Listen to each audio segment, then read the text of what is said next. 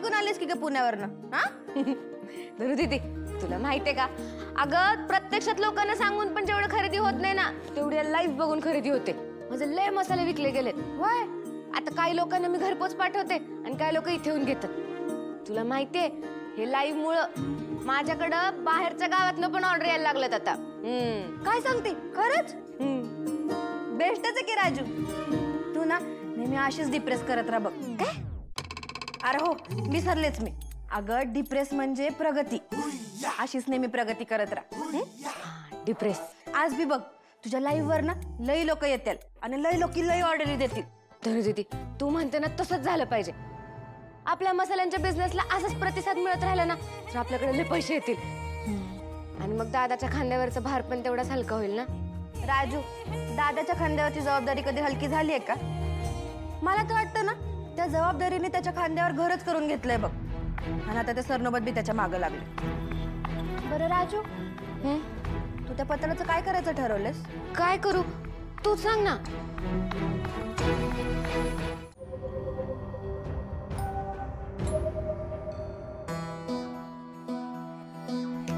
तेजू, नीट काळजी घे आणि सांगितलेलं सगळं लक्षात आहे ना?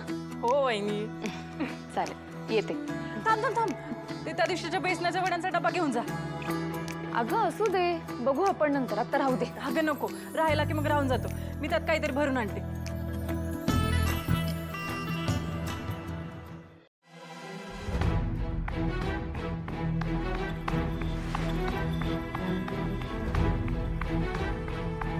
तुझा चल लवकर, पावसाच्या आधी घरी पोहोचलं पाहिजे. हो आले.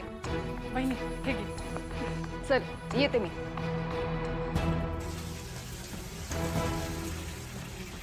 ए वहिनी, मी येऊ का सोडायला? अगं नको, असू दे मी जाते.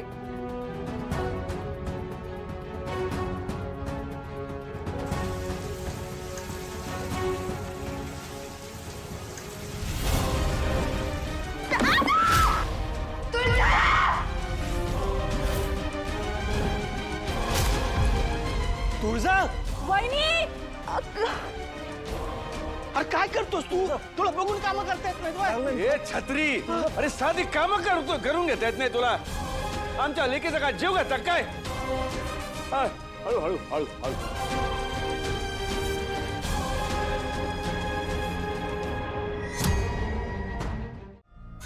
सूर्या, अरे नको काळजी करूस, मी ठीक आहे आता. हशी कशी ठीक आहेस?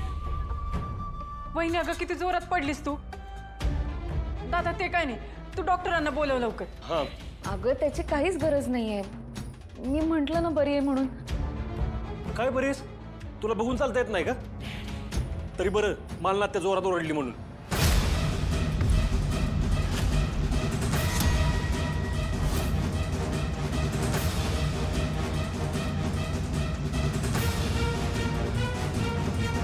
मला ते ओरडली. तुझं लक्षात येते का? मला ते जोरात ओरडली. हो छोटी आई, तू ओरडलीस. हा, मी आवाज ऐकला ना तुझा. हो, मी पण ऐकलं. छोटी आई, म्हणजे तुझा आवाज परत आलाय.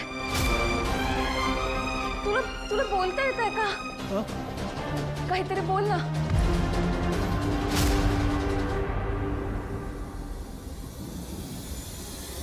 तुळजा, अगं आता माझ्या समोर माझी लेक पडायला लागल्या म्हणल्यावर माझा जीवच हल्ला ग. तुला असा अचानक पडताना बघून माझ्या तोंडातनं हा आवाज बाहेर आला. छोटी आई, तुझा आवाज ऐकून मला इतका आनंद झाला ना की मी अरे वा वा वा वा वा वा, चमत्कारच झाला म्हणायचा. आमच्या डॉक्टर कन्या घरी येतात काय, त्या ह्यांना काय ते थेरपी देतात काय, आणि लगेच आमच्या बायकोचा आवाज परत येतो काय.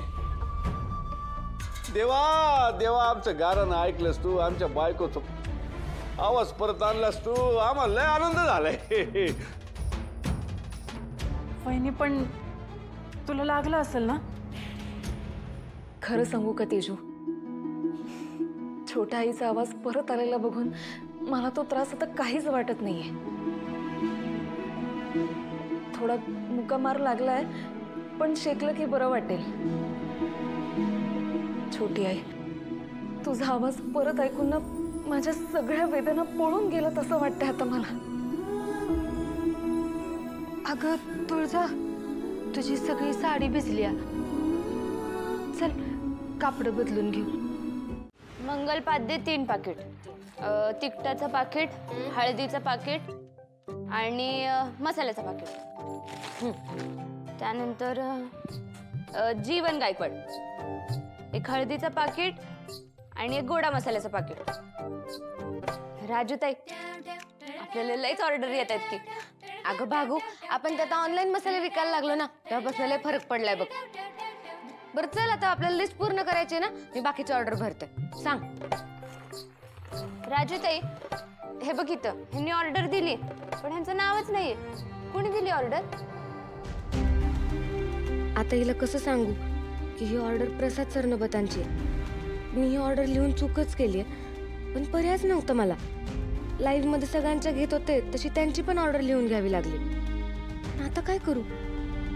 राजूताई बोल की, कुणी दिली ऑर्डर? अगं भागू, त्याच्यावर नाव नाही ना, मग राहू देते तसंच. आपण पुढच्या ऑर्डरी भरू. हा ठीक आहे. मी लाईव्ह गेले ना की अशा ऑर्डर येतच राहणार. मी या प्रसाद सरनोबतांना कसं अडवू? मी एक काम करते, पुढचं काही दिवस ना ऑनलाईन जातच नाही, म्हणजे सगळं थांबल तरी. दादाने सरळ स्पष्टपणे सांगू नये असं का वागतायत? नक्की काय चालू आहे प्रसाद सरनोबतांच्या मनात?